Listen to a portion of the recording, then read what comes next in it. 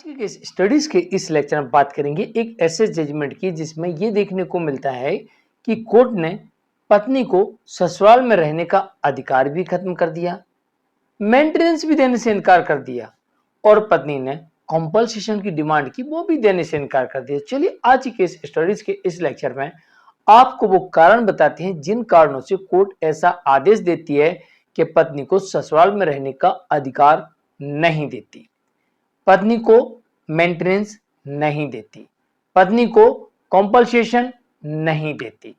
सारी की सारी चीजें कोर्ट एक साथ डिसमिस कर देती है। जय जिनेंद्र, मैं हूं मुकेश जैन। अगर आप मुझसे बात करना चाहते हैं तो आप अपॉइंटमेंट लेकर फोन पर बात कर सकते हैं।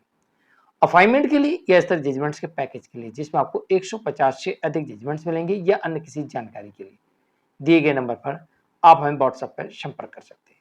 वीडियो को लाइक और शेयर कर दीजिए। चलिए शुरुआत करते हैं। दरअसल ऐसा हर केस में नहीं होता है, लेकिन आजकल ऐसे बहुत सारे जजमेंट्स देखने को मिल रहे हैं जिन जजमेंट्सों में पत्नी के सारे अधिकार कोर्ट खत्म कर देती है। हम बात कर रहे हैं दरअसल डोमेस्टिक वायलेंस एक्ट के अंतर्गत आने वाले मामले की।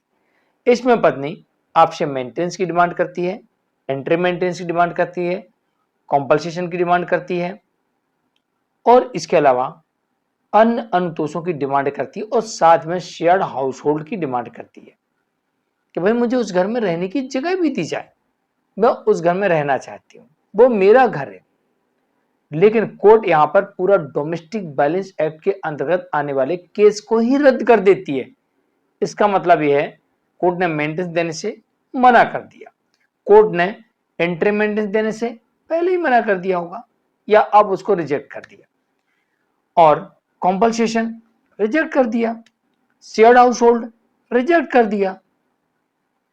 जब ये सारी चीजें रिजेक्ट होती हैं तो इसके बड़े कारण होते हैं। नंबर 1, पत्नी बिना किसी कारण के अलग रह रही हो और आपके ऊपर उसने झूठे केस कर दिए हो। ये थोड़ा सा साबित करना कोर्ट में बड़ा इजी भी है और बड़ा कठिन भी है। बहुत सरल है और बड़ा कठिन है। थोड़ा सा आप दिमाग से चलें अपने केस में तो फटाफट यहां पर साबित कर सकते हैं कि भाई मेरी पत्नी बिना किसी कारण के अलग रह रही है। इसका 2 ऑप्शन आपको मिलते हैं। पहला ऑप्शन मिलता है कि आपकी पत्नी अगर आपसे 30 दिन या उससे अधिक समय से अलग बिना किसी कारण के अलग रह रही है, आप जानते हो, तो आपको तत्काल लीगल एक्शन लेना है, यानी कि उसके विरुद्ध आपको केस फाइल कर देना है। दूसरा, पत्नी आपके ऊपर मेंटेनेंस का केस लगाए, उस केस को आपको 1 साल के भीतर डिसाइड करने का प्रयास करना है। तो ऐसी स्थिति में अगर आपकी पत्नी ने आपके ऊपर झूठे आरोप लगाए होंगे तो ये साबित हो जाएगा कि आपकी पत्नी बिना किसी कारण के अलग रह रही है।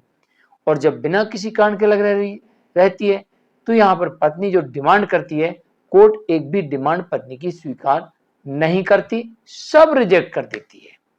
नंबर 2, पत्नी किसी के साथ लिविंग में रह रही हो, एडल्ट्री में हो, अफेयर चल रहा हो, रीमैरिज कर ली हो और इसका आपके पास सबूत हो। सबूत होना जरूरी है। अगर आपके पास सबूत है तो फिर पत्नी का डोमेस्टिक वायलेंस का केस स्वाहा, पत्नी के डिमांड खत्म, कुछ नहीं दिया जाएगा। और एडल्ट्री वाली पत्नी के सबूत रखकर आप कोर्ट में यह तर्क भी रख सकते हैं, हुजूर एक तो एडल्ट्री में है, दूसरी बात मैं इसके साथ नहीं रह सकता हूं, मेरी जान जोखिम में हो सकती है, मुझे जान का खतरा है।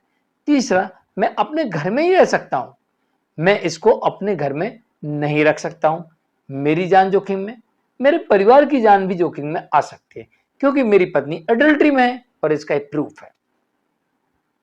तो ऐसे में पत्नी को ना घर में रहने का अधिकार मिलेगा और ना किसी प्रकार का कोई अनुतोष दिया जाएगा, क्योंकि एडल्ट्री यानी जार घर में रहने वाली पत्नी को, जारता में रहने वाली पत्नी को कुछ नहीं कोर्ट देती है, साफ इनकार कर देती है और रीमैरिज कर चुकी है तो और कुछ नहीं मिलना, बात ही खत्म, सारे अधिकार खत्म। नंबर 3, अपने लिए पर्याप्त आय रखती हो, अपने लिए पर्याप्त आय रखती हो कमाने में और पति का घर इतना छोटा हो कि उसमें जगह नहीं दे सकते।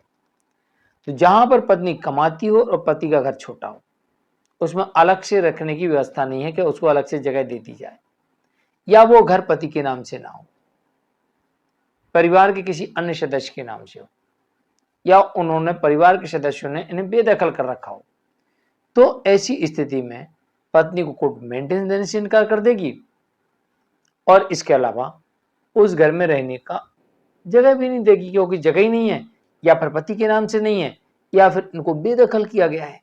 तो इन परिस्थितियों में पत्नी को उस घर में रहने की जगह नहीं मिलेगी। इसके अलावा अगर आपकी पत्नी ने आपके साथ कोई ऐसा षड्यंत्र रचा हो जिसमें आप लोगों की जान जा सकती थी, पत्नी ने ऐसा कोई उत्पीड़न किया हो या झूठे केस किए हो जिसकी वजह से आपको मेंटल तौर पर टॉर्चर होना पड़ा हो, आपकी पत्नी ने आपकी हत्या का प्रयास किया हो, आपकी पत्नी ने आप लोगों के साथ उद्दंडता की हो, मारपीट की हो, आपकी पत्नी आपके साथ अच्छा व्यवहार न करती हो, आदतन आदी हो गालियां देने की, मारपीट करने की, अशांति फैलाने की, तब भी ऐसी पत्नी को कोर्ट यहां पर सारे अधिकार खत्म कर सकती है। बस ये सभी चीजें आपको कोर्ट के समक्ष लेके जाना होगा और कोर्ट में आपको सबूतों के साथ रखना होगा, तभी कोर्ट ऐसा आदेश कर सकती है कि पत्नी को no maintenance, no shared household, और पत्नी जितनी भी डिमांड करती है सारी डिमांड को कोर्ट रिजेक्ट करके डोमेस्टिक वायलेंस के केस को ही डिसमिस कर सकती है। इसके अलावा अगर आपको ऐसा लगता है कि कोई ऐसा कानून बना दिया गया है कि जिसके अंतर्गत पत्नी के सारे अधिकार खत्म कर दिए जाए, तो ऐसा कानून ना अभी बना है, ना इन फ्यूचर कभी बनेगा। क्योंकि अगर ऐसा कानून बन जाएगा तो फिर तो सीधा मान लिया जाएगा कानून एक तरफा हो गया, मिसयूज हो गया। तो ऐसा कानून नहीं बनेगा। तो आप इस भ्रम में बिल्कुल मत रहिए कि कोर्ट या सरकार कोई ऐसा नियम बना दे कि जिसके अंतर्गत पत्नी के सभी अधिकारों को खत्म कर दिया जाए। इस भ्रम में कभी मत रहिए। अगर आप चाहते हैं कि आपको अपनी पत्नी के सभी अधिकारों को खत्म करवाना है, तो आपको कोर्ट में तथ्यों, सबूतों, तर्कों के साथ रणनीति अपनाना होगी और इसके अंतर्गत ही आप साबित कर सकते हैं कि ऐसी पत्नी को कुछ ना दिया जाए। हमने विधिवत तरीके से न्यायालय के समक्ष अपना तर्क रख दिया जिसके अंतर्गत पत्नी को कुछ नहीं मिलना चाहिए, और कोर्ट इस आधार पर पत्नी के सारे अधिकारों को खत्म करते हुए पत्नी के सभी केसेस को रिजेक्ट कर सकती है, डिसमिस कर सकती है। लेकिन पति को ही करवाना पड़ेगा तभी ये होगा, अन्यथा नहीं होगा। मैं हूं केस जैन। मिलते हैं एक और केस स्टडीज के एक और लेक्चर में। आज के लेक्चर में इतना ही। नमस्कार।